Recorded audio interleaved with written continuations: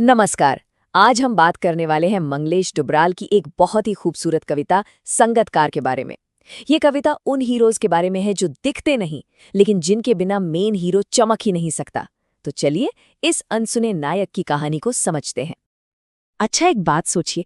जब हम कोई जबरदस्त परफॉर्मेंस देखते हैं तो हमारी आंखें किस पर होती हैं? जाहिर है, उस चमकते हुए सितारे पर जो स्टेज पर है।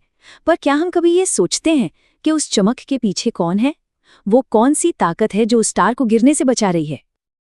तो यहीं पे एंट्री होती है संगतकार की। म्यूजिक की दुनिया में संगतकार वो होता है जो मेन सिंगर के सुर को सपोर्ट करता है, उसे सहारा देता है। लेकिन ये शब्द सिर्फ म्यूजिक तक ही सीमित नहीं है। ये असल में हर उस सपोर्टर, उस मेंटो, उस दोस्त के लिए है जो चुपचाप हमें बेहतर बनाने में लगा रहता है। इस कविता की आत्मा को समझने के लिए हमें इसके कवि मंगलेश डबराल जी को थोड़ा जानना पड़ेगा, क्योंकि उनकी जो इंसानियत को देखने की नज़र है वही इस कविता को इतनी गहराई देती है। तो मंगलेश डबराल जी की कहानी शुरू होती है 1948 में उत्तराखंड के एक छोटे से गांव से। उन्होंने जर्नलिज्म से लेकर साहित्य तक एक लंबा सफर तय किया। पहाड़ पर लालटेन जैसी उनकी कविताएं तो आज भी मील का पत्थर हैं। मतलब वो हमेशा अपनी जड़ों से, जमीन से जुड़े रहे, और यही चीज उनके काम में साफ छलकती है। पता है उनके लिखने की सबसे बड़ी खासियत क्या थी? सादगी। वो कोई भारी भरकम मुश्किल शब्दों का इस्तेमाल नहीं करते थे, बल्कि रोजमर्रा की जिंदगी, आम लोगों की कहानियों में जो खूबसूरती छिपी होती है उसे बाहर निकालते थे। और यही संवेदनशील नज़र हमें संगतकार में भी देखने को मिलती है। तो चलिए अब आते हैं सीधे कविता के दिल पर। कहानी शुरू होती है एक मेन सिंगर के स्ट्रगल से, जब वो स्टेज पर है और अचानक उसके सुर डगमगाने लगते हैं।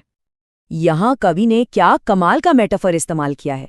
वो कहते हैं कि गायक कभी-कभी अपनी ही कला के जटिल तानों के जंगल में खो जाता है। मतलब वो इतने कॉम्प्लेक्स सुर लगाने लगता है कि खुद ही उसमें रास्ता भटक जाता है। और फिर आता है वो पल जब उसकी प्रेरणा, उसका मोटिवेशन साथ छोड़ने लगता है। उसका जोश, उसका उत्साह मानो ढलते सूरज की तरह खत्म हो रहा हो। ये किसी भी आर्टिस्ट के लिए सबसे डरावना पल होता है ना? जब अंदर की वो आग ही बुझने लगे। और ये लाइन, आवाज से राख जैसा कुछ गिरता हुआ, कितनी खूबसूरती से उस बेबसी को दिखाया गया है। मतलब आवाज में अब वो आग, वो जान नहीं बची, बस राख जैसी बेजान चीज निकल रही है। सिंगर की आवाज अब थक चुकी है।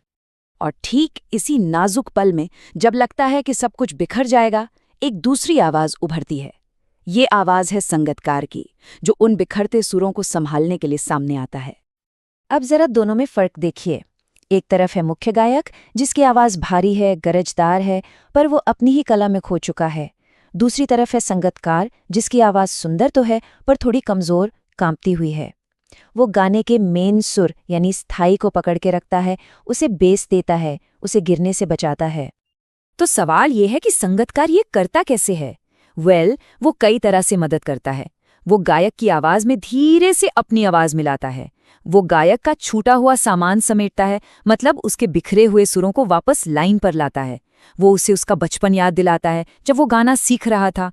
और सबसे जरूरी बात, वो ये एहसास दिलाता है कि हे, तुम अकेले नहीं हो। और ये लाइन तो जैसे सब कुछ कह देती है। संगतकार का सपोर्ट सिर्फ सहारा नहीं है, वो एक उम्मीद है। वो ये भरोसा दिलाता है कि अरे, जो राग बिखर गया है उसे दोबारा गाया जा सकता है। एक गलती का मतलब अंत नहीं होता, एक नई शुरुआत हमेशा मुमकिन है। ओके, अब हम आ रहे हैं कविता के सबसे गहरे, सबसे जरूरी हिस्से पर। यहाँ संगतकार की महानता का असली राज खुलने वाला है।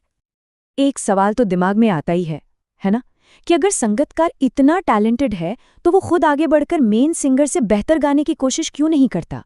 वो अपनी आवाज को उससे ऊंचा क्यों नहीं उठाता? और यहीं पर कवि इस राज से पर्दा उठाते हैं। वो कहते हैं कि संगतकार की आवाज में एक हिचक साफ सुनाई देती है। वो जानबूझकर लगातार कोशिश करता है कि उसकी आवाज मेन सिंगर से ऊपर ना जाए। और हमें इस कोशिश को, इस हिच को उसकी नाकामी या कमजोरी नहीं समझना चाहिए। ये कोई कमी नहीं है, बल्कि इसे उसकी मनुष्यता समझा जाना चाहिए। ये किसी और को आगे बढ़ाने के लिए खुद पीछे हटने का भाव है। ये त्याग है, सम्मान है, और यही संगतकार की असली महानता है। तो जो सबसे जरूरी बात है वो ये है कि संगतकार का आगे न बढ़ने का फैसला उसकी कमजोरी नहीं बल्कि इंसानियत का एक बहुत बड़ा काम है। ये किसी और की कामयाबी के लिए अपनी इच्छाओं को पीछे रखने की कला है। सही मायने में यही तो सच्ची लीडरशिप है। और आखिर में ये पूरी कविता हमें एक सवाल के साथ छोड़ जाती है। जरा सोचिए, हमारी अपनी जिंदगी में वो संगतकार कौन है? हमारे पेरेंट्स, हमारे टीचर्स, हमारे दोस्त, वो कौन है जो हमारे बिखरने पर हमें संभालते हैं और हमें याद दिलाते हैं कि जो राग छूट गया है उसे फिर से गाया जा सकता है।